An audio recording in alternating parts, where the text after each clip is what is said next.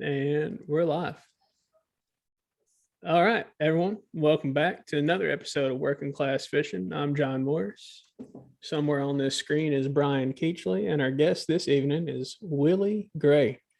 Willie, thanks so much for coming on, bud. No, thank you for having me. Hey, so Willie, we met through Instagram. We did. As most of the people we bring on here, but dude, you've been one of my really good friends ever since we just hit it off pretty much since we met, man. And dude, please, if you would, share with us a little bit about yourself and maybe how you got into fishing. Well, a little bit about myself is just about all you got.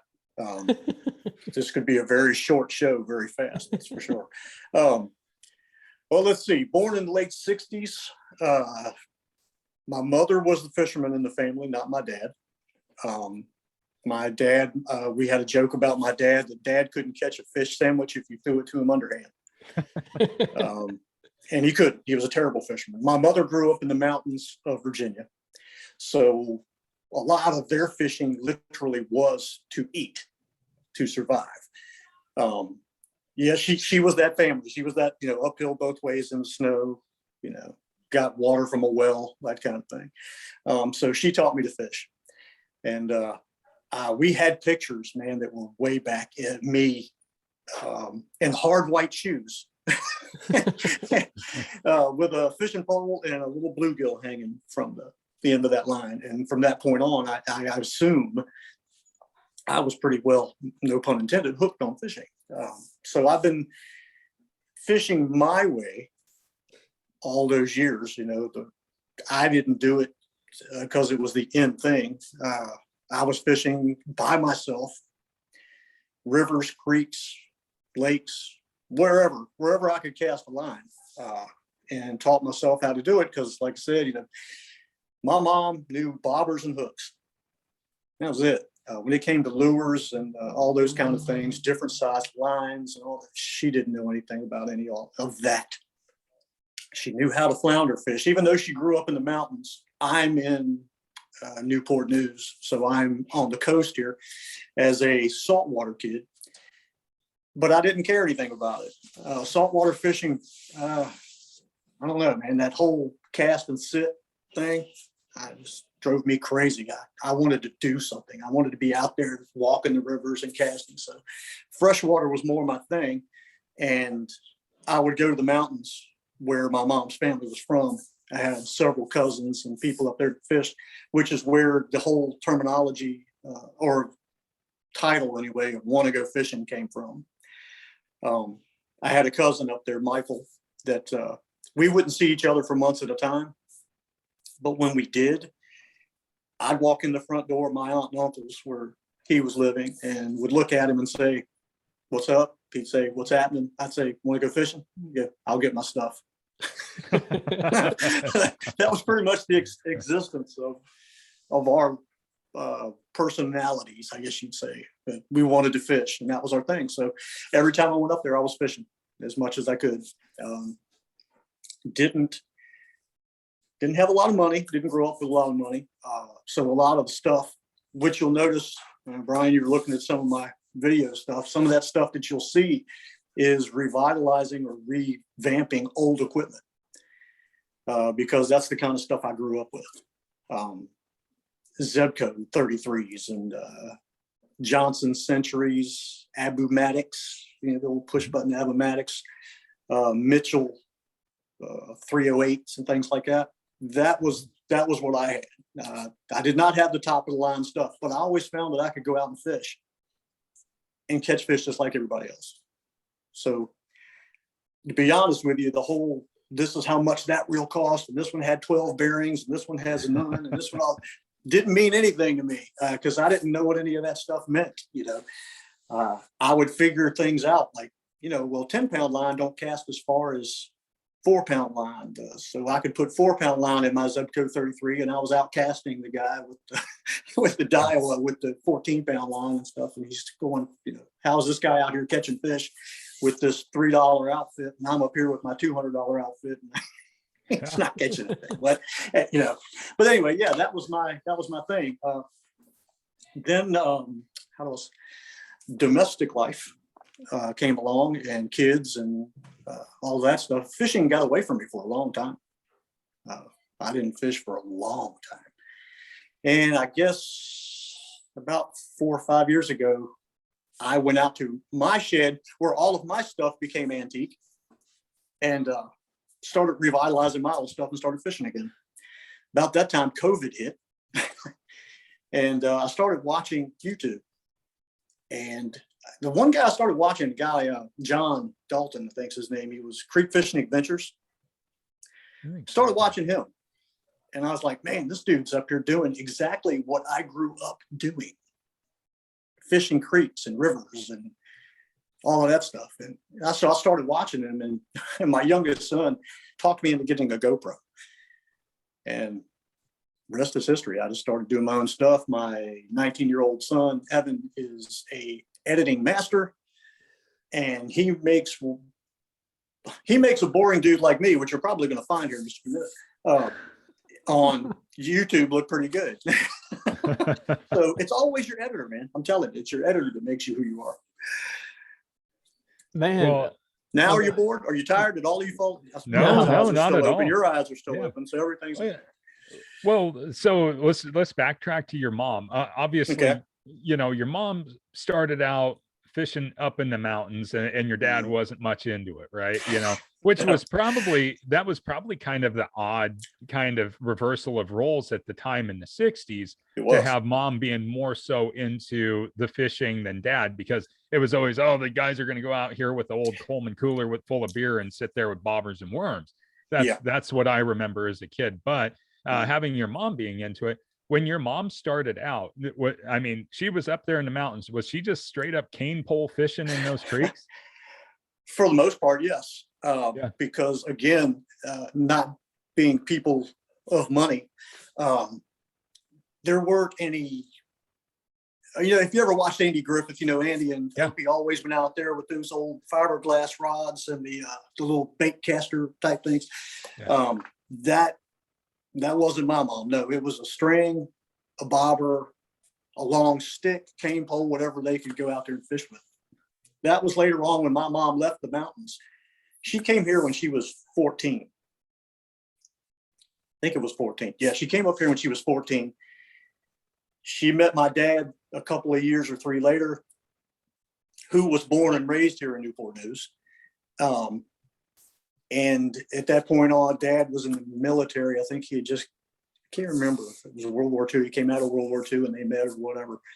But my dad was the hunter. Now, that was dad's. Dad worked on cars and he hunted. That was his thing. There was always 10 or 12 junked automobiles laying around the yard somewhere. But it wasn't what you think, you know, a bunch of cars on blocks that just sit around and never did anything. My dad was a purpose person. If something didn't have a purpose, it left. It was gone. It didn't have a reason. It wasn't just going to sit here. So our yard was riddled with Ramblers and Volkswagen Beetles and old pickup trucks and stuff like that. So dad was the mechanic and the hunter. Now, he loved to hunt. I don't know if he liked to hunt as much as he loved to hear dogs run. Loved that first initial, you know, when that first dog would catch whiff of something and you get that first, he loved that. That was just his thing. So but fishing, no, I've actually sat next to my dad on a pier and caught fish, him with the same setup I'm using, and couldn't catch a thing. Don't ask me why. I would take his and then cast it and catch something with it. And dad would just look at me and go, well, you know, if I was ever trapped on an island, I'd be living off of coconuts. But yes, mom was quite the fisherman. Mom taught me a lot. Very cool. Yeah, I enjoyed it quite a bit. And then to go to her family up in the mountains who did it all the time and then get taught, you know, here's a Rapala floating minnow. The heck is that for? You know, what do you do with that? You know, I don't get it. You know, things like that, you know, to really learn what you should use in rivers, a rooster tail, you know, which are all old school things right now, but they still work. Mhm. They still catch fish to this day. They catch fish, you know. So that's another thing. You'll see me go back to stuff like that. You'll see me go to rooster tails and meps and Yep. things like that. Trout magnets, you know, I had my trout magnet week, and Yeah. trout magnet is absolutely makes me laugh just because it's a little piece of rubber about that big that somebody put a slit in, and the things catch fish like crazy. Yeah. So, but yeah, that was my introduction to fishing, was with mom, of course, then learning more as I got into the mountains with cousins that really knew how to fish. And I tried fly fishing for a while, John. Yeah. I caught more trees than I did fish. It wasn't my thing. I could do it, but a lot of the places that I fished, you don't have room to do it. Mhm. You know, it's tight. Some of the creeks and things like that I walked, you know, I was just zip zap zip. What did I just hang that thing in? I'm back here, Yeah. you know, or I hear somebody scream, you know, 20 feet behind me. Yeah. Yeah. If you fished with me and I was fly fishing, you could easily look like you fell face first into a tackle box by the time we left. Nice. Yeah. So I used fly rods for other things. I would put other reels and things on them, which Yeah. I showed John the other day. Yeah. Yeah. I took as a matter of fact, I think I got it sitting here, but I do the Johnson Century. I used it on a fly rod, and it really worked well. I was very surprised how well it worked. I don't know if I'm getting off track or not. I could talk. No, not at all. Somebody, please, for the love of God, speak up and say something. John gets the next question, and we're going to probably step all over each other through the course of this. So just yeah. expect that. Yeah. That makes it fun. Yeah. All right. So we fast forward now, and Okay. it's COVID time. You started watching YouTube, and you created your own channel. Your channel is doing really well. And Willie, I've got to tell you, it gives you, there's this nostalgic. I just woke up at 6 a.m. and I'm watching Bill Dance bass fish. Yeah. It does. No, really, it does. It has this really. John, don't say Bill Dance. The last time you did it broke the internet. Oh, I did. Oh, Lord. It's true. Jimmy Houston. Say Jimmy Houston. Yeah. Roland Martin. Yeah. Roland Martin. I reversed it. What was that other guy? Real Al country Lindener? accent. Oh, no. Real Never mind. country accent. I can't remember his name now, but I used to watch that guy. I can't remember what his name is now. I remember those days. Yeah. I mean, there were some times that I got up and flipped the channel and the cheesy music came on, and Yeah. sun's coming up over top of your truck, whatever, you know. Yeah. Yeah. Grab your dog and your fishing pole and let's go. Yeah, I remember those days because Gosh, who was that? you know It'll what I'm pop talking into my about. head. I do. Yeah. Yeah, It was on TNN when I was a kid. I think Back so. when we very first got cable in the dark ages. Yeah. You know, it's funny you mentioned that. I remember the day we got cable. I remember that day. My mother came and got me. We were in the neighborhood somewhere playing Hot Wheels, little Hot Wheels cars in the dirt. Come on, guess what I got? You're gonna love this. And I think we went from 3 channels to 12. Yeah, that's a big deal. Oh yeah, man, that was major stuff, dude. That was some big deal right there. Hey, we can actually watch Tarzan on Saturday mornings now. That's cool. It's just, sorry. It's got that feel, right? It's so enjoyable to watch. It really is, man. If you can't sit down and just enjoy Willie's videos, just rethink what you're doing a little bit. Yeah. You know, because no, it is really, man. Like, Seriously. you know, it's family friendly, it's enjoyable, and it's real. It's not just like you just smashing all these fish back to back to back. You know, it is That's real. for sure. It is real, honest to God, fishing with a dude that enjoys it, and it's so much fun to watch. Evan, my oldest son, obviously there's been times that I've had to contain myself because I do have a tendency to be like gasoline poured on a fire. I literally, I can just go off, and the next thing you know, you would think you're watching Robin Williams or Jim Carrey or something. And on the videos, I really have been trying to be a little bit more professional than just a psychotic with a fishing pole, you know. And it's hard. It's not easy, because there's things that immediately come to my head, my mouth, whatever. And a lot of times my mouth, before my brain goes, dummy, shouldn't have said that. But Evan has been telling me, he said, Dad, you're kind of subdued, which is, I'm not used to I'm not used to seeing that. You're my father. I've known you for 19 years. I'm not used to seeing you so calm. And it's a difference when that camera is pointing at you, and you do have children, older people, people, you know, that you don't want to offend, you know, that kind of thing. So there's a world that you're playing in there where you have to watch. There's been a couple of times Evan has had to edit out something. And that's usually a snagged lure or a something that I can't remember. There's one episode, and I can't remember what it was, that I literally hooked into something really big. And that might have been the episode with the TCB rod, when I got the Leland TCB rod, because I caught my personal best with that rod that day. And with no intentions of catching anything all that big, not thinking I was going to anyway.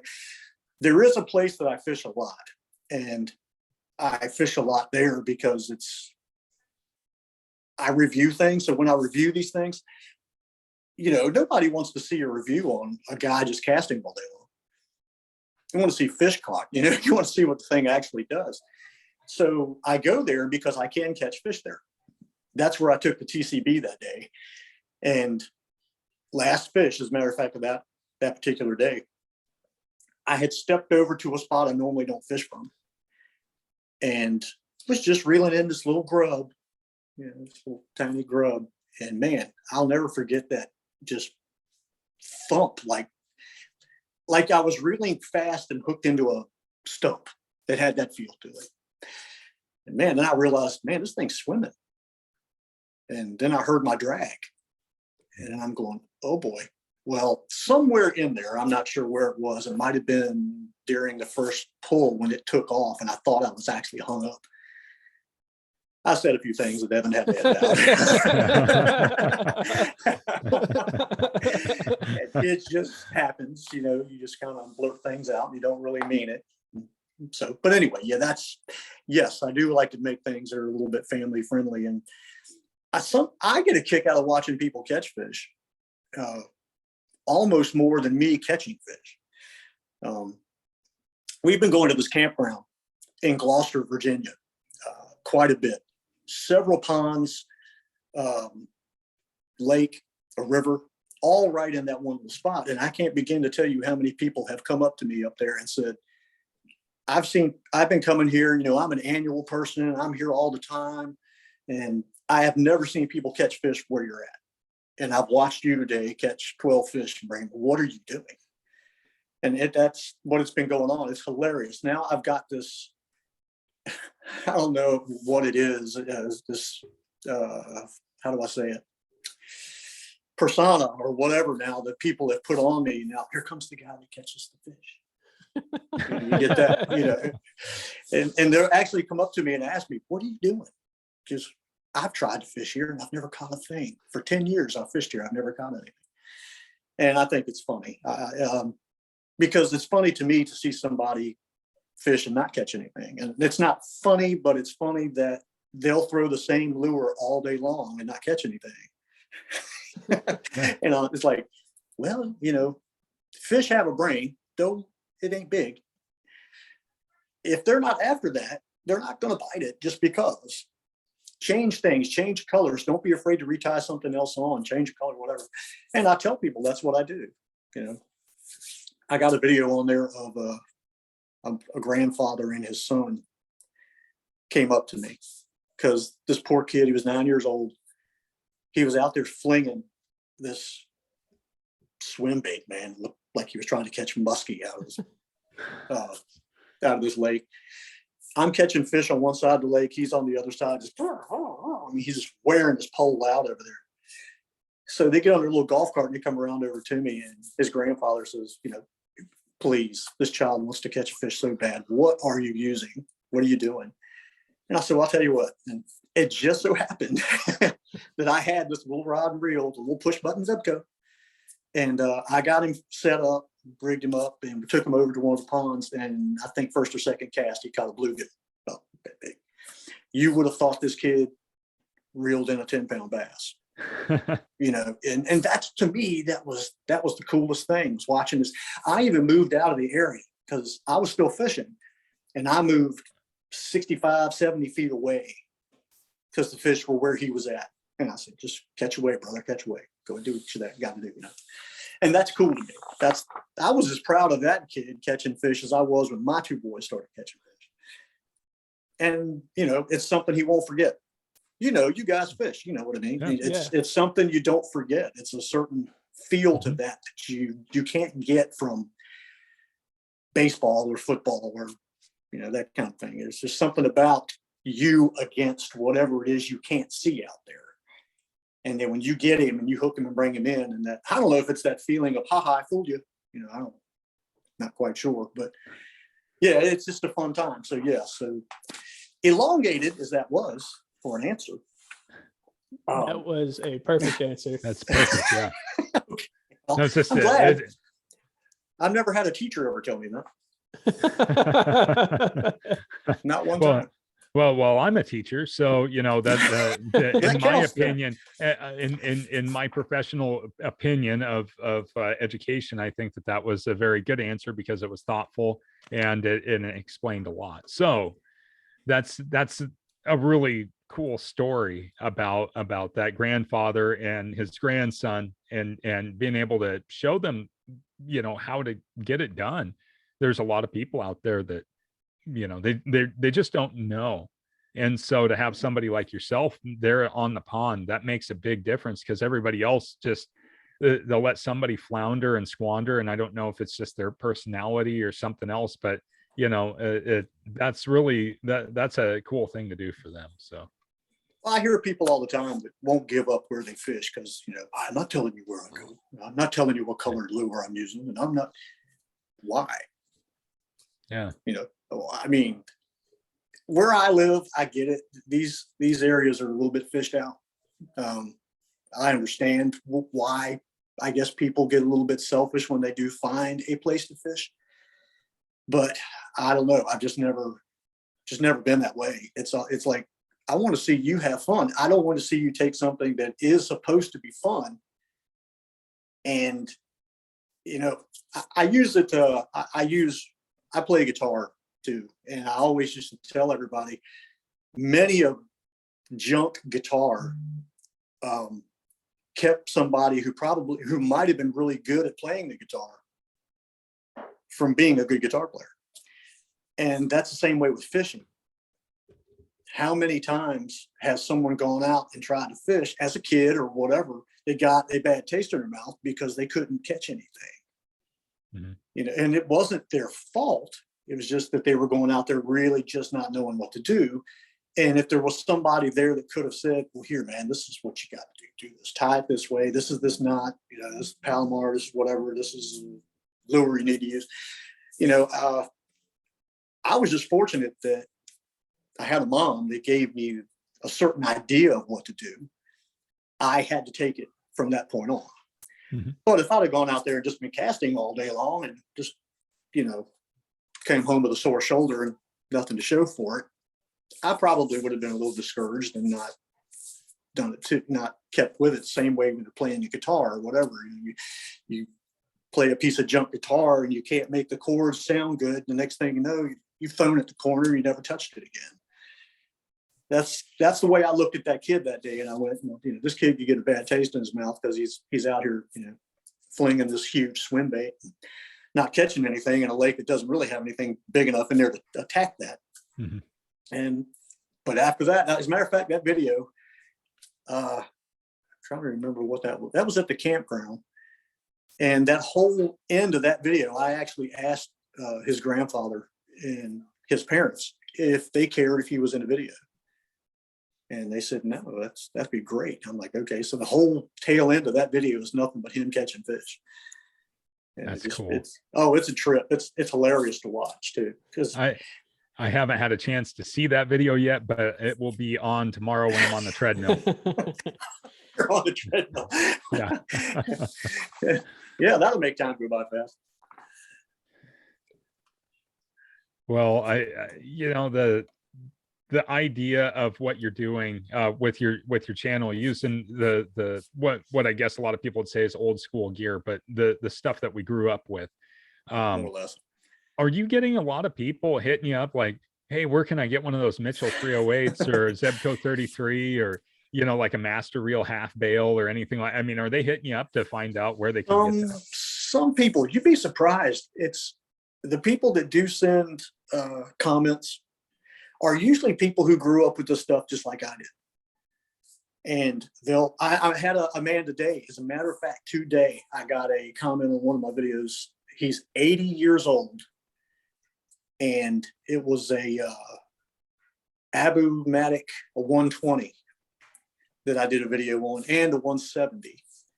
And he said, I've got 6 120s and 8 170s, and these reels are so underrated, and you know, they work so well, which they do. I mean, from that time frame, they were Swiss made, you know, they're really good reels. They cast a long distance.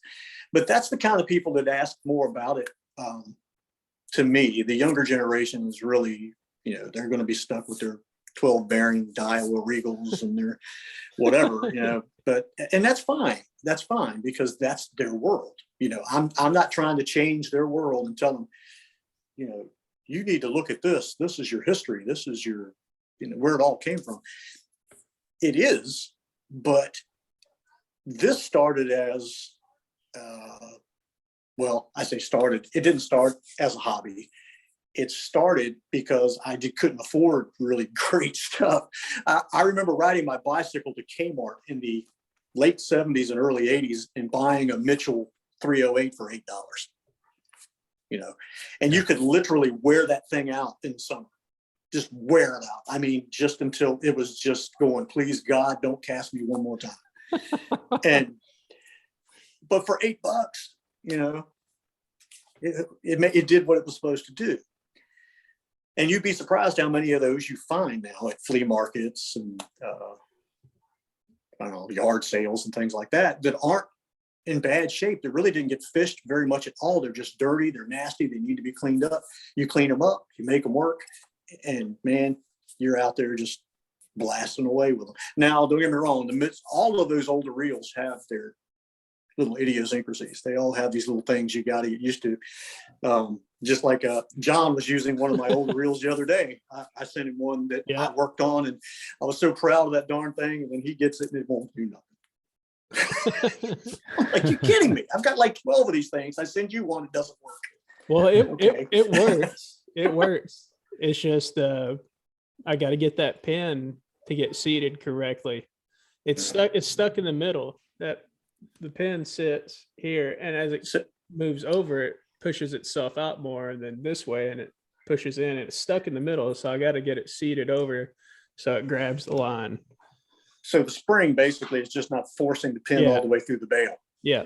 Okay. And is there grease up in there? Because I put grease up there. That might be that the grease is too thick and it's just holding it. If you get the grease out and oil it instead of grease it, it might do what it's supposed to do. It's still so much fun to use, though. Well, they're a trip. They're a blast to use. Because I think I showed you. I still got it sitting here. I still have. This was one of the very first new reels I could ever afford that was any good. Oh yeah. The Zebco Featherlight. This is called what was it called? The Feather Touch, and it was a UL4 Classic. Is what they call them. And these little things, 4-pound line, and you could cast with a, say, 1/16 or 1/32 jig, or even a Rapala floating minnow or something like that. Man, you could cast these things 65, 70 feet. which, it's always great to have 65 or 70 feet of 4-pound line out when that 4.5-pound bass nails that lure. It was, it made you get creative with your retrieve. I can tell you that. Loosen the drag and let him swim, tire himself out.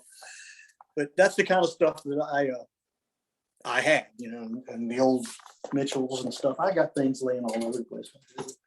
They just were more fun to me. Well, the thing that just fascinates me about that, though, is with that technology and the way that those reels and the rods were built in those days, you can still find those reels and rods in full functioning condition, where you look at a lot of the new stuff. We've just become so throwaway with everything. And you look at like an old Master reel or Mitchell, or I'm drawing a blank on some of the other ones, but I have some from like the 50s and 60s. Yeah, right there. Is that the 308? That's a 308. Yeah, that's what I thought. So I don't know. I'm in the Pacific Northwest, and when I was growing up, you saw more 300s, 308s, and 400s on salmon and steelhead rigs than you did any other reel. And it's because they work. They would put them on an 8.5 to 9 foot glass rod, and you drift fish. That's what you did. And I saw more salmon and steelhead hauled in with those than any. I mean, there's plenty of guys out there nailing them with like Abu Garcia Ambassadors and Shimano SLXs and all these other bait casters and the new spin reels, but nothing built like that. You could throw that thing in sand and gravel and mud and rain, and it would still crank.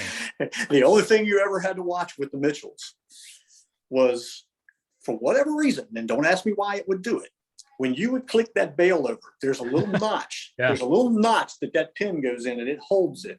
Yep. You'd rear back on that thing, and when you let her go, that daggone bail would click without you redoing it. Well, the next thing you know, you've got a 1 ounce or 2 ounce sinker coming flying back at you 100 miles an hour. So when you use those things, your reflexes have to be really good too. I can't tell you how many times I went home with a bruise right here. Oh man, sinker kick, because it just popped when you were casting. It went about 6 feet and then stretched and shot backwards at you 100 miles an hour. They all have their little weird things that you just got used to. And you're right, the Mitchell, you had Garcia Mitchell, and then you had Mitchell, and how all of that came about, who knows. But like I said, you could go to Kmart and buy one for $8 or $12 or whatever, literally wear it out throughout the summer until it was just garbage by the end of the summer. And $8, you go back next summer and do it all over again. But you would find so many of these things that didn't get used. And like that one I just showed you, that reel that I just showed you, I was working in a neighborhood, and this gentleman was literally opening up tackle boxes and throwing stuff in the trash can where we were working at. And then I worked for a public utility, and I was in the neighborhood. We had holes dug out there, and I kept watching this guy, and I'm like, I swear that guy's throwing fishing stuff in the trash can. So I walked over to him and I said, "What are you throwing away over here?" And he's like, "Oh, it's old fishing junk, old stuff, and this, that, and the other." And some of it was that. It was junk. This reel, he bought brand spanking new. He took it out, casted it one time. The brass nut that holds the entire spool down on the spindle had come off, and the spindle had come loose. Okay, this is a brand new reel. Okay.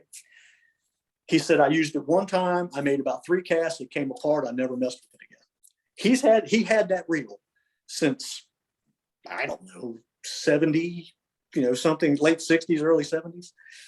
And he used it 3 times.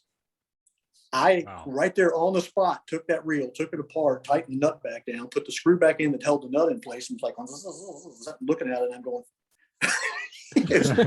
I said, "You want it back?" He goes, "No, just take it with you. I've had that thing for 50 years. I've used it 3 times." And so now it's here on one of my rods, which the funny thing is I actually have a rod that matched up to that reel. It was a Garcia rod. Oh, wow. From that time frame. And that I picked up at a flea market or something. And so, I use that one on occasions. But yeah, you're right. The older technology, it still manages to hold up, but you got to learn how to use it. There's a whole different learning curve with the old stuff. I mean, that rod right there, if you rear back on it too hard, it will come all the way back around between your legs and hit you right in the face. Yeah. You know, it's just like a CB antenna. Yeah. You know, it's a whip, literally. So you have to learn how to use that stuff. Where today's stuff is, you know, I've got a medium light, I've got a medium heavy, I've got a medium whatever. And you almost know how to use it as soon as you buy it. Mhm. There's almost, I got it.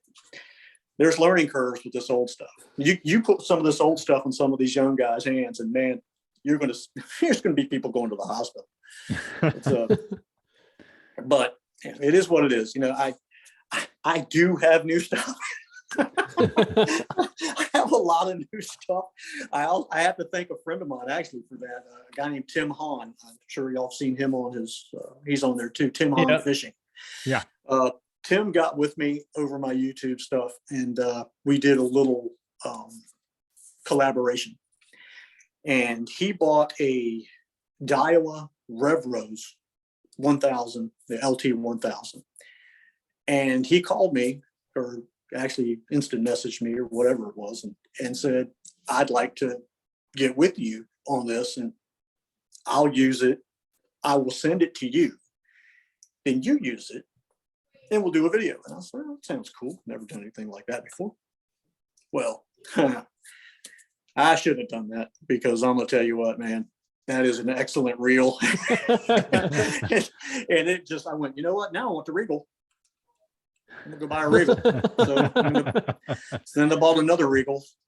And then, and actually how him and I met was I found an older, about 10 or 12-year-old Regal at a yard sale. Oh, no, it was flea market. And I bought it for $5. 10 bearing Regal, nice reel.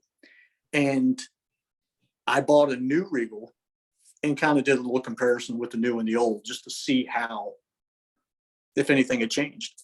And that's how him and I met. And then he sent me the Revros, and we did that little video. And yes, I do have some new things laying around here. Some of the new stuff really scares me, though. Frightens me. It's terrifying. So you were talking about catching your PB on the TCB rod. So the TCB from Leland, that's trout, crappie, and bass. Bluegill. That's right. Bluegill. Yeah, it's trout, crappie, and bluegill, but all I caught was bass that day. It's kind of weird. Which, so therefore, that B could mean, you know, bass if you want it to be, I guess. Yes, but I actually liked that combo so much that I bought two of them.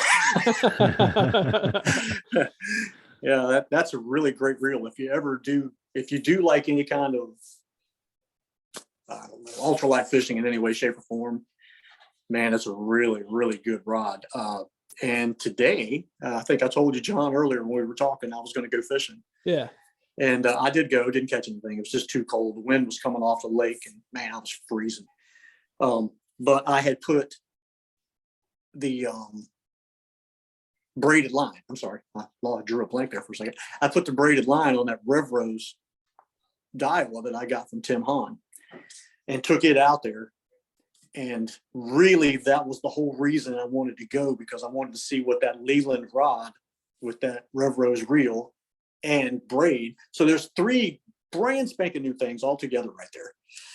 And I wanted to see what it would do. And goodness gracious, I mean, I was launching, dude. It's like, and I kept waiting for the splash. Where's that lure at? You know, I go, oh Lord, I just cast that thing like 85 feet. What's going on? And it's just a little 1/16 ounce jig, you know, with the Charlie Brewer grub on it. So that was the whole reason that I went. But yes, the Leland rod, I don't know if you guys get a chance to get one, if you do any ultralight fishing at all, it's definitely worth having one of those on there. I talked with another guy who's on Instagram, Catfishing Chris. I don't know if you've seen him on there, but nice guy. He's actually good friends with John Dalton from Creek Fishing Adventures, and Chris he's a catfisherman, but he also likes crappie and stuff like that. Him and I talked back and forth that he was going to get one, and I got mine, and I instant messaged him and told him, dude, it was worth every penny. And now he has one, and it's everybody that I've talked to that's bought one has been like, wow, you just wouldn't think it could be that much better, but it is. It's a really great rod, really is. I want to go fish right now. Dude, you and me both. Yeah, I know. I'm sitting here thinking about it. I'm like, you're talking about ultralight rods, and I'm like, oh man, you know how much fun it'd be just to go fling some little 16th ounce cast masters and just sit there and just, I know. I love it. Yeah. Which that's where it all came into me is I like to fish. Okay. Yeah. But I like to catch fish. And a guy that I used to fish with at work, him and I went bass fishing one day, and I took an ultralight rod as well as my bass setup. Bass were not hitting. We weren't catching anything. So I took that little ultralight and a couple of beetle spins or something and started catching crappie.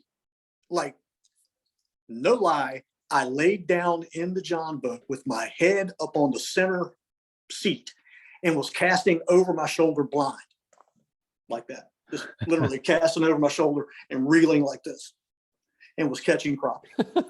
That's a lot of crappie. Oh man, and none of them were huge. You know, I was little 7 inch, 7-8 inch, but I was catching fish. And at that point, I remembered why I started. You know, because I was catching fish in those rivers and those creeks and stuff where I was using those little small bitsy minnows and Rapala floating minnows and trout magnet type stuff and beetle spins. And I remembered why I liked fishing, because I was catching fish.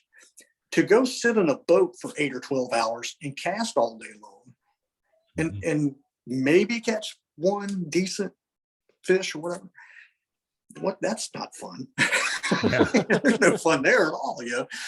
And that's why fishermen lie.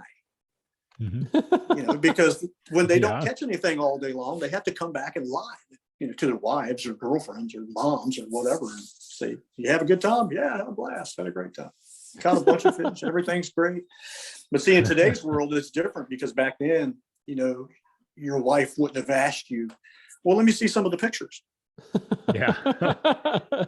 Exactly. Technology, that darn cell phone has done messed up everything. It has. Absolutely. So can't even lie anymore, because now they're asking for pictures, you know.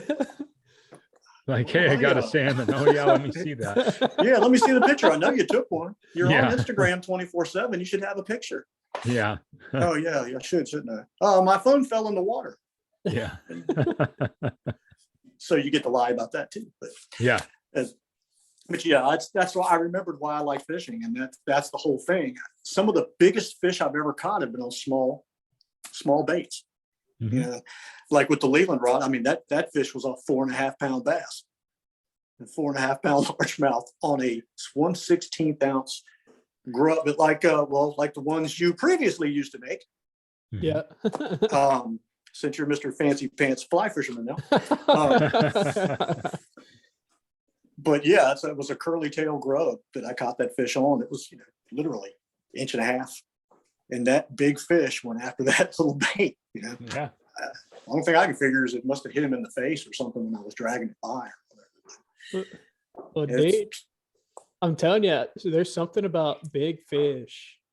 I don't know if it's because it's an easy meal. I'm no expert, but I've caught more bass. I can honestly say I've caught more bass in this past year of fly fishing than I've caught my entire life being a bass fisherman. And trying to catch them. Yeah, trying to catch them, and I'm trying to catch bluegill, and I'm catching bass on like size 14, itty bitty size 14 dry flies. And it's like, why are you eating? I'm glad you're eating it, but why are you eating that? Yeah. It doesn't make sense, but that's why I've always I wanted to have a shirt made that said "Fish small," so when you catch the big stuff, it's really awesome, you know. and that's what I do. I always fish with smaller baits and stuff, because you catch more fish. You know, you catch more variety. You catch crappie and bluegill, and you know, it just amazes me sometimes that a large fish, like you were just saying, will attack something no bigger than this. Yeah. Maybe it is because it's an easy meal. Who knows? Why they do it. But the fact remains that up till catching that big fish, I was still catching fish. I wasn't just casting all day long waiting to catch that big fish, you know. So that's my thing. I fish that way because I'm catching fish. But what really sucks though is that if you don't catch anything that day, it really becomes annoying, because then you're like, man, I don't catch anything. And, you know, it colors, for example. Some of the baits that I've been using, I've been really using these Charlie Brewer sliders, these little paddle tail grubs. And I've been up at the campground and I've been fishing up there, and I found a couple colors that occasionally they hit and this. But what it is that makes a fish attracted to something that has nothing to do with their environment is what makes me laugh. Pink and white. Yeah. There is nothing in their environment that's pink and white. Nothing. Unless somebody throws their chewing gum in the water. You know, there's nothing that's pink and white. But daggone it, that pink and white grub has been destroying bass and crappie up there. I've been killing them. And it's the funniest thing, because I even make myself not put the pink and white on purpose. Yeah. To try to find something else that they'll hit on. Won't get a bite. Literally take that pink and white, cast it out there, within 2 casts, and bring a fish in. And who knows? I mean, I don't get it. But then I start thinking about it, you know, as a human being, you know, if I'm standing here, you know, looking at a pink and white cupcake or something like that, you know, will I be more attracted to that pink and white cupcake than I will be the purple one? Maybe. Possibility. Maybe fish get tired of seeing the same thing day after day after day, you know, and they see that something that doesn't exactly fall into their food chain, and they go, hey, what is that? Let's go see what that is. Well, I had a guy tell me one time, you know, as an older guy, he said, well, if you ate at McDonald's every day and there was a Chick-fil-A 2 miles further up the road, would you go to Chick-fil-A and go get you a Chick-fil-A sandwich, or would you keep eating McDonald's? And I didn't get that for the longest time. I was like, man, I don't know what you're talking about. It's just old people gibberish, you know, just that old people crap that you, next thing you know, you're an old person and you finally understand what that person meant. Oh, okay. But yeah, you know, it's right. Maybe they just see the same thing day after day after day after day. And when they see that one different thing, that's what they go after. But if you ever go to Thousand Trails Campground in Gloucester, Virginia, take pink and white with you. You will have a good time. I guarantee it. Speaking of which, though, now, Brian, where are you actually at? Where are you? I am in Oregon. I'm in the Pacific Northwest. So yeah, cool. I'm on the opposite corner of the country from you. Wow. I wish I had a vehicle that could make it to Oregon. I don't know. If you watch the news, you may not want to come here, but but there is a lot of good in the state. There's the few isolated pockets, but yeah. So Thousand Trails Campground, pink and white. It's kind of funny you say pink and white, because we fish for steelhead with pink worms. That's like one of our big things. And don't ask me why that works, because there's nothing in any of our rivers that's pink, besides the fact that it refracts light. But yeah, a pink 6-inch or 4-inch paddle tail worm on an 1/8 ounce or 1/4 ounce jig head ran through something that you wouldn't think would hold a fish that was 32 inches long and 20 pounds. And all of a sudden your bobber goes down, and then you got something screaming drag and diving down through buckets. And it's like, oh, well, what how did that happen? It's the same thing. It's really weird. Yeah. I really do think that you're onto it with it being just something different in the environment. It's like, oh, it's not a lamprey, it's not a sculpin, it's not a nymph or something like that. It's not a crawdad. It's gonna be, oh, it's something weird. I'm just gonna go eat it just because it's there. Exactly. I try really hard not to overthink fishing. Yeah. Because you can do that. You can really overthink it. I went trout fishing about 7 or 8 years ago with a friend of mine who was going up to a river where they had loaded this river up with trout and stuff. And all they used were minnows, live bait. That's all they wanted to use. I don't like carrying it around with me, and that's what they were having to do. They literally had like whiskey jugs and things hooked on their hips with the minnows, and they're pouring minnows in their hands and hooking them up. And they're catching fish, yeah, but I just don't like, it's already 20 degrees outside. So you want to go dumping cold water in your hands to put a minnow on a line. I'm like, I mean, we were literally breaking ice off the eyelets of the reels or the rods when we reel them in. And I'm like, I just don't want to get my hands any colder than they already are. My family bought me this Mepps Trouter kit, is what it was called. And it just had these abundance of different minnows in there. And I think this was somewhere around my birthday, somewhere in February or something like that. And there was one lure in there that really stuck out to me. And I'm like, I like that. I'm going to use that. That's the one I'm going to go out there with and try it, because I had rooster tails and I had all these little things that trout you would think are about. Which trout is a funny fish too. Trout is just, I love catching the things because they are strong as they can be. Yeah. I mean, strong fish. They're a lot of fun. Oh my God. Well, the first morning we went out there, it was a club. So you couldn't start fishing till 8 o'clock. So I'm standing there at the opening of where this cow pasture pond comes in and stuff. And there's two guys over here on the right. There's two guys over here on the left, and they're all looking at me. And I'm standing at the head of this thing. I'm a guest, so I'm just kind of kicking back and sitting there. Well, one of the guys speaks up. He looks at his watch, and it's like 3 minutes to 8 or something. He goes, "Oh, that's close enough. Let's go." So I let all them cast first. Well, they bloop, bloop, bloop, all down through there. I'm sitting here, so I'm like, well, I'll just blast down the middle. And I took that. It was a Mepps XD is what it's called. Great lure. Stands for extra deep. Come to find out later on that it dives. It's actually a diving spinner. Yep, really is what it is. And they're all sitting there, and they've been sitting there with their minnows in the water now for 2.5, 3, 4 minutes, I guess. And I just let her go on out there, and it bloop. I let it go to the bottom, and I start reeling. First hit, boom, bends the rod over, and they're all, of course, their heads are all turned, looking at me, and I'm like, I'm embarrassed because the drag, I didn't have it set very good. So this drag is going, I'm like tightening my drag up. I reel it 16-inch rainbow. Yeah. I'm like, well, maybe I was just lucky, no big deal. Because I got told I wasn't going to catch anything using artificial bait. So I take the little thing out, and we were allowed 4 fish through the day. We were allowed 4 good fish. So the one guy yells at me, he goes, "That thing about 16 inches? Yeah, about 16 inches. He goes, "That's a good fish. I'd keep that one." Well, okay, so I threw that one in the bag. So meanwhile, they're still sitting there with their minnows, and they're still jigging and doing all this mess.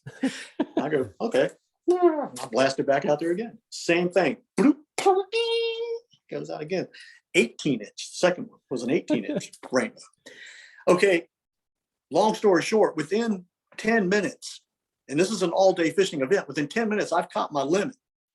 Biggest fish was 22 inches. Oh my And I was God. using, it was, and I'm sitting there going, what do I do now? I've been fishing for 10 minutes. I've caught 4 fish. Can I just catch them and throw them back or whatever? Like I said, I was a guest. I really didn't know.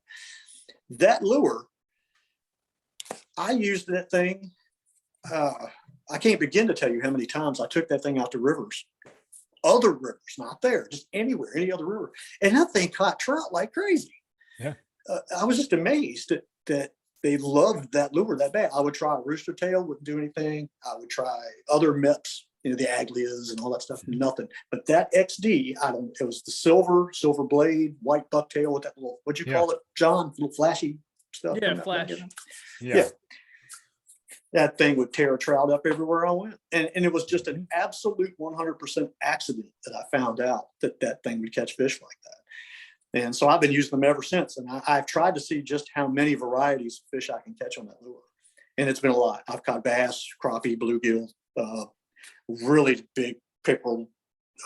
They love it. Pickerel really love it. I don't know what it is they love so much about it, but they love that thing. But that is a lure too. I don't know if most people would tell other people what they're using to catch fish, but I didn't. And you get the chance, if you ever see one, you get the Mepps XD. That's why I wanted to send you one, John. I was like, I want to send one to John out there and see what he does where he's at. And just see if he can catch anything different with it. They catch fish. They absolutely are crazy catching fish. That was a elongated story. Sorry about that. No, I bored myself with that story. No, that's what we're here for, man. So then, Willie, what your top 5 favorite lures Oh, Lord. Period. What's your top 5? Top 5. Definitely going to be trout magnets fall in there because they literally catch just about anything. I mean, just about anything. If you jig them, drop them, use a bobber, you can do it so many different ways. Trout magnets are definite. That MEPS Aglia, or not Aglia, but the XD. XD, yeah. Definitely. That probably, actually, that would be first trout magnet. Second, Charlie Brewer sliders I've been using here recently, just the grub, and I use a tube style jig for them. Just started doing that. I literally just started doing that. So I would say the Charlie Brewers, the little paddle tails. And I would love to throw John's baits up in there, but no, he had to start fly fishing. So I can't put John's in there now. So, Hey, you can fish a fly under a float, just just out of posterity. you can. And I'm going to have him invent something. Well, I think you did, didn't you? Didn't you come up with something I could use for ultralight? Dude, I was casting it on that rod you gave me. It was going like 3 or 4 feet, which ain't quite enough. So I gotta weight them a little bit. You got to more. weight it down. Yeah. Okay, well then we'll hold off. We'll put yours like 5A until you actually invent that lure to work like it's supposed to. And we'll hold off and make that 5A. All right. Okay. Fourth, where it all began for me with that type of thing, using lures, was Rapala. Mhm. I love the little floating minnows, whether it's lipless or if it has the little lip where it can dive and come back up and float. Those in the rivers where I catch red eye, trout, man, what else? We catch a smallmouth and stuff like that. Mhm. They're great. They're good little lures. And I would have to say number 5 that I have used the most in my life, rooster tails. Yeah. I turned my kids on to rooster tails. They were throwing grubs like I was for a very long time.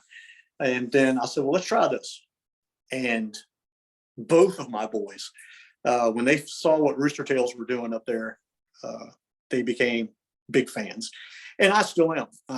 So yes, that'd be number 5. That'd be for me. As far as my ultralight fishing, that would be the route I would take with those 5. Until John invents that other one, like I said, and figures out how that I can cast more than 3 feet. Dude, there's something about rooster tails. Like Yep. Tell me about it. that's what my kid fishes. Like he used to, I mean, I say he used to enjoy, maybe it was enjoy, but anyway, he'd go out there and he'd fish with, we'd fish. I put him some crickets or a night crawler under a float. Yeah. And be out there and he just wear out cat. I swear it didn't matter where we went, he'd catch catfish. And Catfish with rooster tails. well, I have caught catfish on rooster tails actually. Oh, really? Yeah, there's this reservoir we used to fish where I was growing up. My dad adoringly calls it the Dead Sea. And there's this old kind of like general store out in this place. And in front of that general store, there's this old wooden fence, and then it comes out to this really shallow point. And then it drops off. It drops off probably 6 or 7 feet. And you can see it, on your electronics when you're out there just by fishing it. I mean, winter pool, it's a little sketchy because it's considerably lower and you can hit some of the gravel bars out there. But we used to fish white rooster tails and gate blades, like the metal, it's got the 2 little hooks and it's like the little metal bait fish. Yep. We used to jig those and throw those for white bass out there. And since we had them on our way back to the boat access, my mom, I swear the biggest catfish I've ever seen caught there, she caught on a rooster tail. And then shortly after, I caught a much smaller one on a rooster tail. But she thought she's hung up, Yeah. Yeah. In there. I know how that feels. Yeah. Catfish, something about catfish, man, I never thought they'd hit moving baits. I didn't think so either, but I've actually visually seen it happen on big spinner baits and things. Yeah. I'm just amazed. I've never seen catfish. You think of them on the bottom, just sucking up anything that's on the bottom. You don't think of them looking up and going, hey, what's that? Boom. Yeah, it's amazing that they do that, but I have seen it done. Yeah, I mean, it's like you said, you just think of them as this bottom feeding behemoth of a fish, but Yep. I've even seen there's this mulberry tree out in this lake over here, and I've been trying to trick some of these catfish, but the mulberries will drop in the water and the catfish will come up and eat them. Really? And I've been trying to figure out how to Carp do that too. Yeah. Yeah, carp. Yeah. We used to catch carp with popcorn. At that. Okay. Seriously, we would take Yeah. an old eagle claw hook, boop, put it right through a piece of popcorn, then take a handful of popcorn, throw it out there with yours, and they would come up eating all that stuff, and then eventually somebody would get a hold of yours, and you got a big, 20-pound carp you're trying to reel in on a Zebco 404. It's really fun till you run out of line.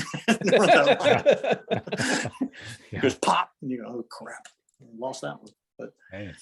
I tell you another lure now. Speaking of favorites, torpedoes. Oh yeah. The old Head and torpedoes. With a little spinner on the back. Yeah, they had the little Yeah. prop on the back. Yeah. Yeah, Those, those are are so cool. cool. Yep. And I used to use those quite frequently. And the reason I didn't add this lure to the 5 that you asked about was because I haven't used it enough, because it hasn't been around long enough. But I recently, in probably the last 6 or 8 months, started trying a whopper plopper. Yeah.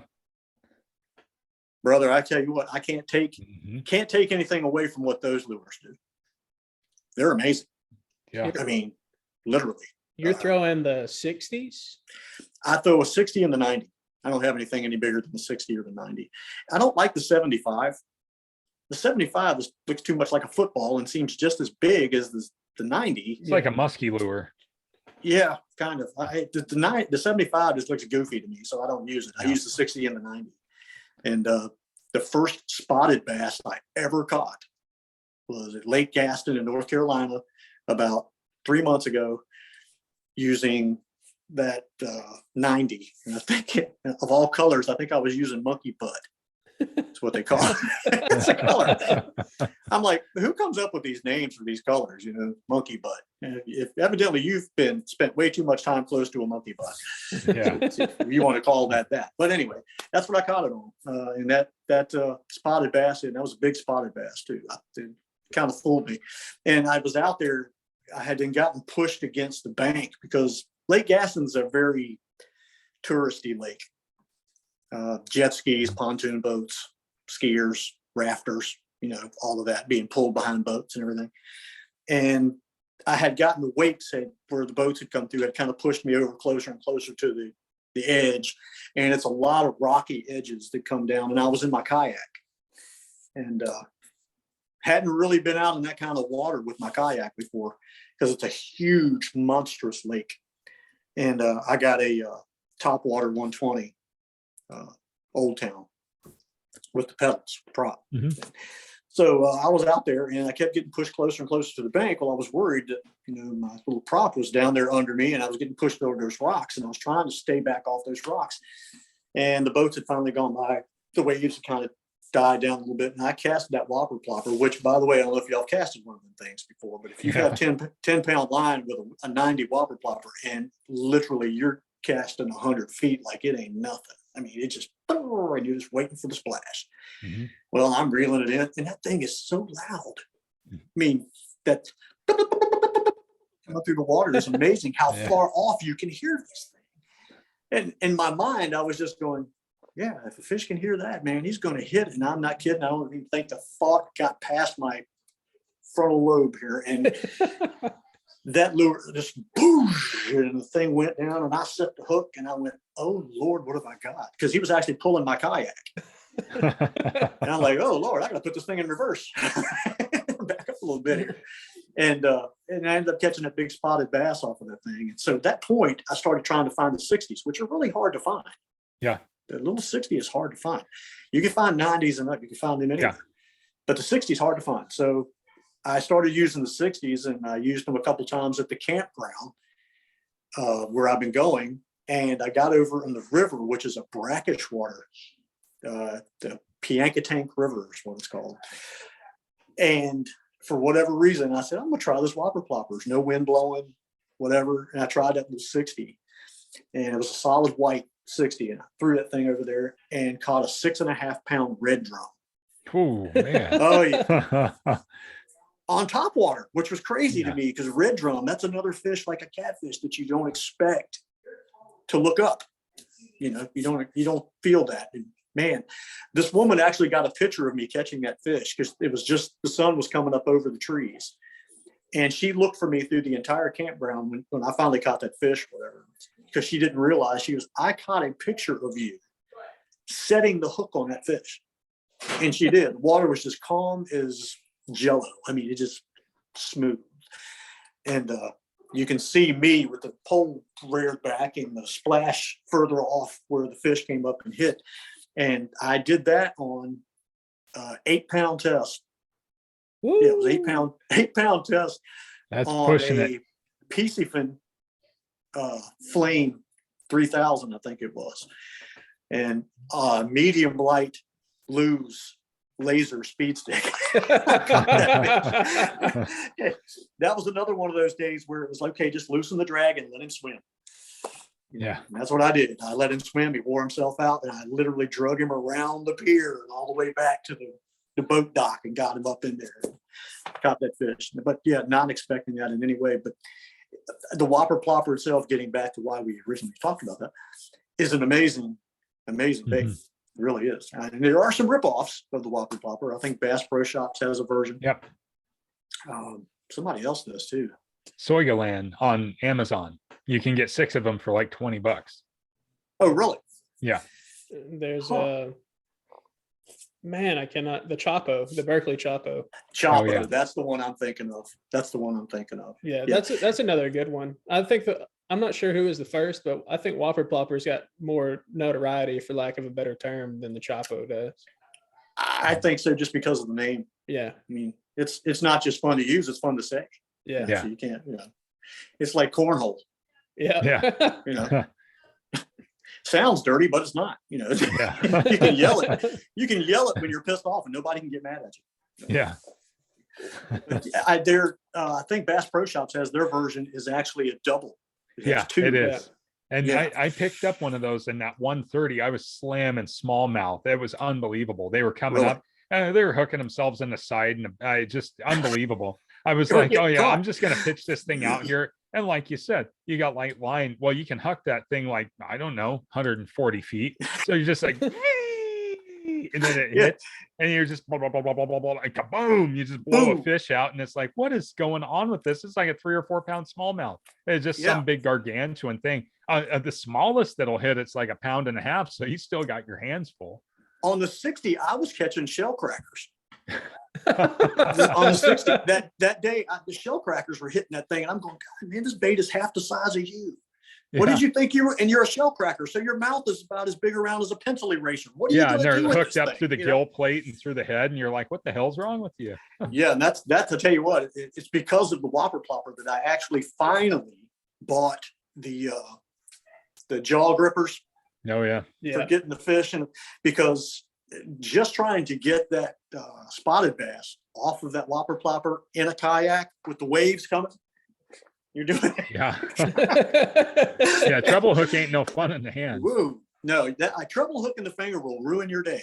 Yep. It's there. And so I finally decided, I've had many a hook. I got scars all over me. I've had many a hook in my hand. And it just, I finally went and bought some of the Rapala jaw grippers just because of that. Just because I was like, I'm not sticking my fingers in their mouth with a 60 size whopper plopper, because the 60 is even smaller, so the treble hooks are even closer together.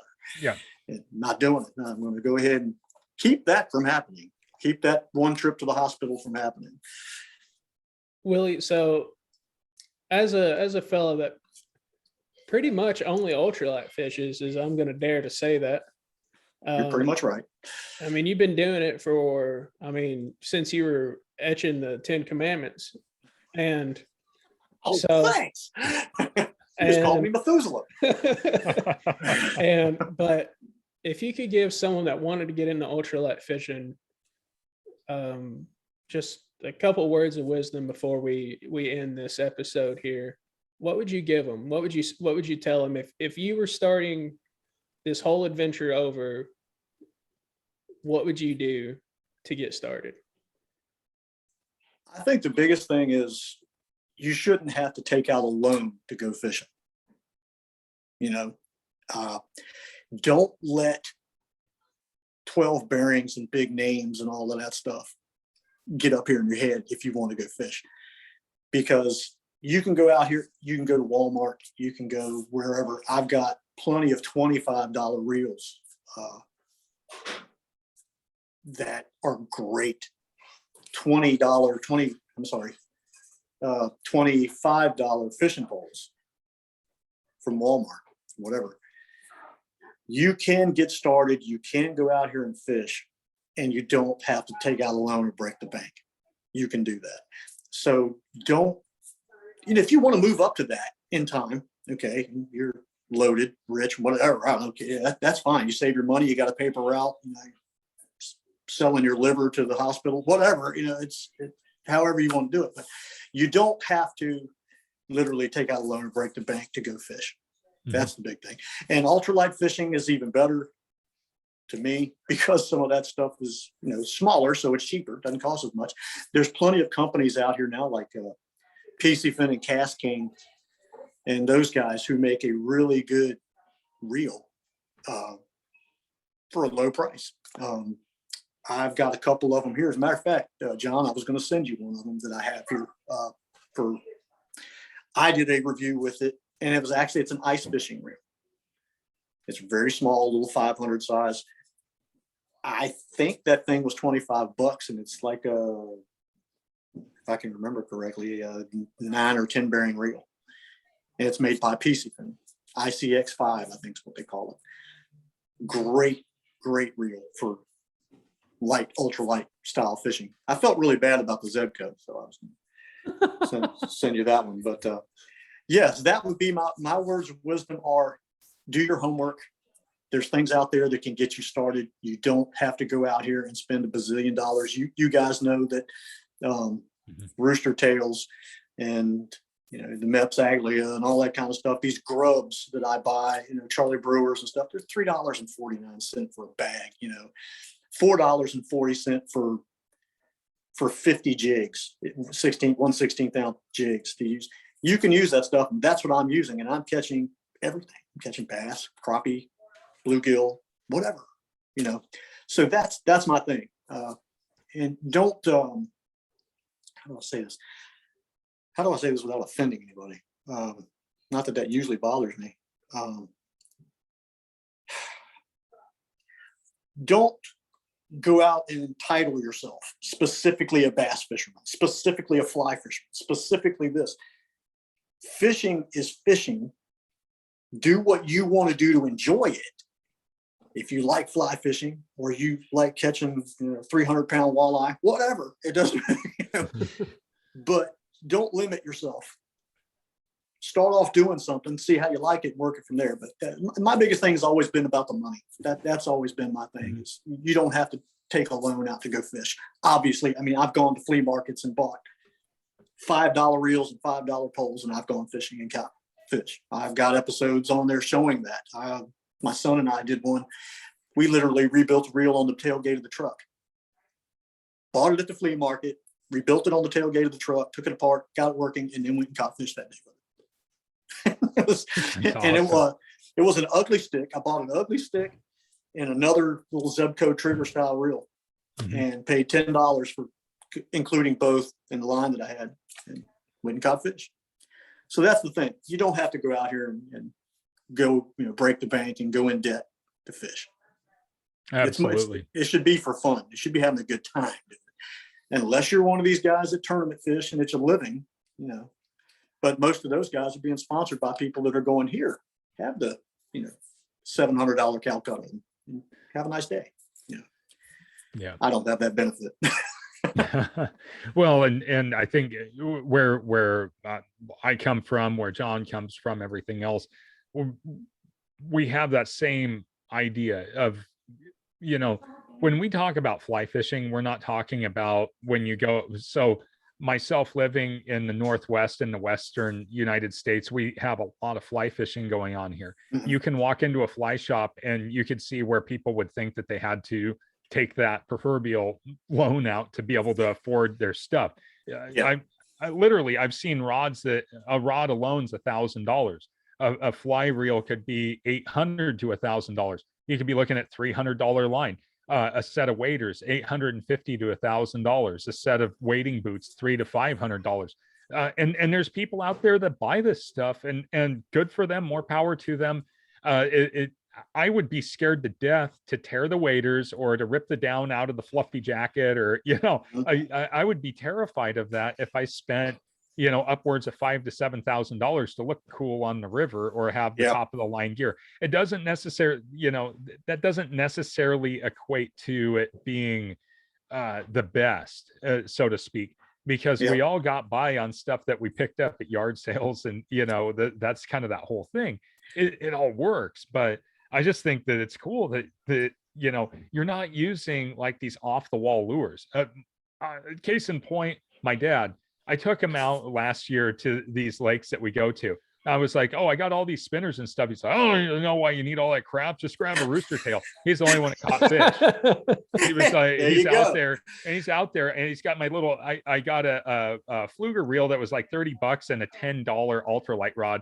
And I have it tied up with like a 8-pound test bumper on like 10-pound test braid. He's out there throwing it, and he's like, I don't know why you use this crap. And he's reeling up, and he hooks this giant, like 18-inch trout on a little 1/16 black rooster tail with a black blade. And he's like, oh, that's actually kind of fun. I was, come on, this is ridiculous. But that's his whole thing. He was like, all you need is a handful of rooster tails, some hooks, and some Potski eggs. He used to go out with a fly rod and put a little tiny eagle claw egg hook on it like that, and just put one egg on it. And these guys are out there, they got power bait and they got all this stuff like at these reservoirs that we have here, and they get stocked. And he'd be out there, he casts this thing and he's blowing them out, and these guys are getting so pissed, they're like launching their beer cans in the river. And he's out there just ripping these things out. He's like, I don't know what's wrong with you guys. These things are gagging it down to the point where he's like, oh, I can't get it out. So he breaks it off, throws it on the stringer, ties a new one on, and keeps going.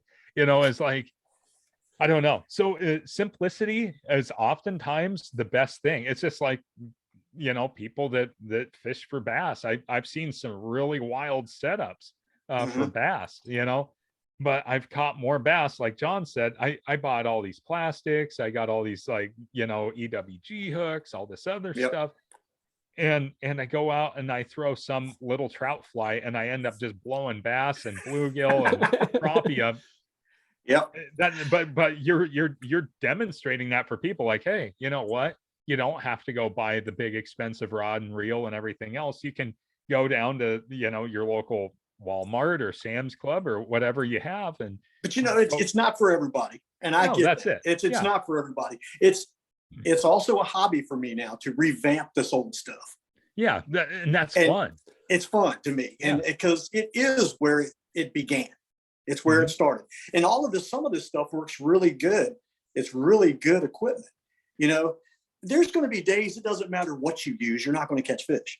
I mean, it's just how it is. It's just how it is. I mean, there's going to be days where you couldn't land a bar of soap in a bathtub. It just doesn't, it just happens. It just happens. And it doesn't matter if you're out there with the $150 St. Croix or you're out there with the $29 Walmart lose or whatever,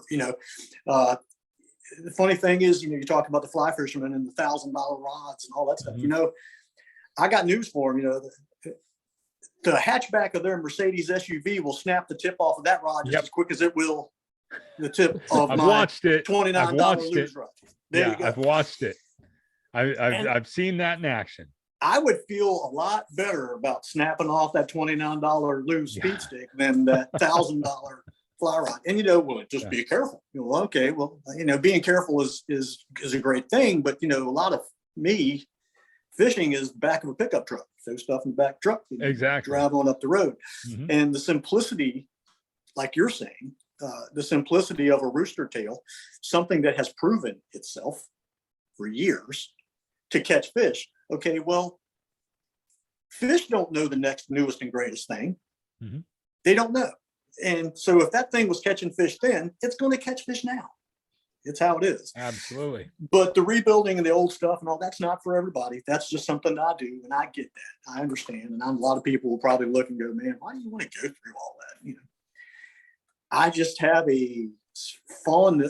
Okay, I'm not. I'm going to go into my hippie phase here real quick, which I'm not. But I do have. I've always had a feel that everything, I don't care what it is, has a soul to it. It's just one of them things to me. It was made for a reason. It had a purpose. Okay. And to me, to bring it back again, to give it that purpose again, instead of it sitting in a corner rotting, or a car in a driveway peeking out from underneath of an old tarp that's rusting away, or an old fishing reel that's sitting in a drawer that hadn't been used in 30 years. Not to go all Toy Story on you, but it just seems they have a reason. They have a purpose. You know, they had a purpose. And to bring that back again, to give that thing, whatever it is, its life again. There's just something about that. It's just something fulfilling about that to me.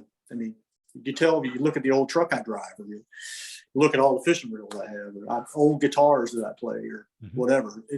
It feels good to bring something back, you know, and say, you know, at one time you were a nice, bright, shiny, new, coming off the assembly line, and now you've been reduced to this heaping piece of rotted whatever, but now I'm going to make you be able to do that again, you know.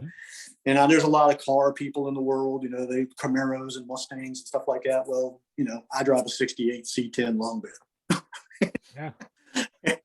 Nothing wrong with that truck. No, you know, it was supposed to be a sign. It was going to be a billboard. That's what that truck was going to be. And it ended up being mine. And now it pulls our golf cart to the campground. It takes me fishing whenever I want to go. And yeah, so that was something that didn't have a life, that was going to end up being stuck as a sign on the side of the road. Now it's actually being driven again. So getting off of that, because I know y'all probably have to go. We've been on a long time. But that's my thing. That's just a little hobby, a little fun thing to me, to breathe life back into these things. Well, I think that there's a lot of beauty in that alone. Giving something purpose again is, I mean, that speaks volumes, whether it's an old car, it's an old fishing reel, or even if it's an old book, you know, finding it a place to where it's not going to rot away and you get to preserve that piece of history. You know, it's really cool, man. It's like, even these cast iron pans that my grandmother had, you know, yeah, you know, keeping them seasoned and keeping them. It's just, there's just something cool about it, man. The only reason cast iron ever went out is because the other stuff came in and it was the newest, latest, and greatest, and easier to take care of. Yeah. We as a nation, we've become very, I want everything right now. I want everything easy. So even if it's not as good, cast iron, you know what food tastes like coming out of a cast iron pan. Oh, it's the best. Yeah. Oh, I know. But look what you got to go through. Yeah. To be able to do it. Yeah. Well, as I blame drive-thrus. I think drive-thrus have always been what started the whole ball rolling. I blame cell phones. Cell phones. To me, cell phones are something that only the police department and the military should have. And we have, and it should have never gone that far. But yeah, the new frying pans and all that stuff, it's just easy. The non-stick, you know, I can dump this and burn this and it'll just fall right out, you know. Yeah.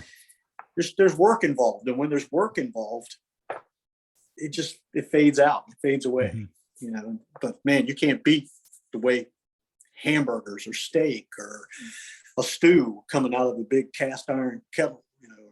Yeah. You can't beat that. But there's a lot of work involved. Yeah. There is. Yeah. And that's why you can go in Walmart now and buy a non-stick whatever for $19 and use it for 5 or 6, 7 years till the non-stick crap comes off. You ever wondered where that stuff goes? Well, you're eating it. You already know. Yeah. I already know. when you start looking at your non-stick pan and go, man, some of the stuff's missing. Yeah. That's never crossed your mind where that went. Yeah. It's like, I'm ingesting Teflon. All right. There you go. I don't ever remember ingesting cast iron. No. Yeah, well, either. but we overlook that because as long as we overlook it, it doesn't exist. You know? Yeah. Well, Don't get me started there. we're coming up on the end of this, and Willie, thanks again. Honestly, just Thank so you. much. Honestly, it's been incredibly enjoyable, and I had fun. you're a hell of a guy, Willie.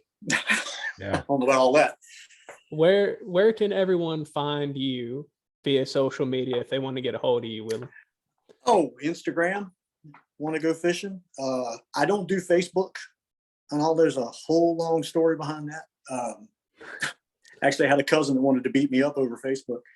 A girl too, on top of that.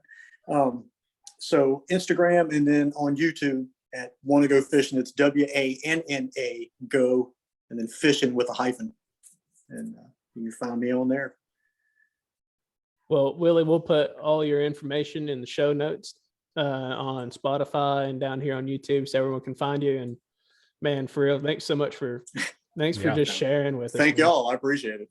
Yeah, thanks, Willie. We really appreciate it. It's always fun to see your videos. I'm looking forward to seeing more. I want to see more catching. I want to see more vintage gear and ultralight. It's a lot of fun. So thanks again for coming on. No problem at all whatsoever. Thank you guys. I totally enjoy this. This is new to me. This is technology. This whole looking at people's faces and talking to them on the telephone. Yeah. You guys really are good looking on these things. I'm not joking. Oh, thank you. Good. Yeah. Yeah. Well, as always, everybody, thanks for listening to this episode this evening. And if you'd like to get a hold of us, you can find us on Instagram at Working Class Fishing. You can find us on YouTube at Working Class Fishing Podcast. We're on all major listening platforms to include Anchor, Spotify, pretty much anywhere you listen, we're going to be there. And just thanks for listening, y'all. And I hope y'all have a good one, and see ya. Thanks. Thank you.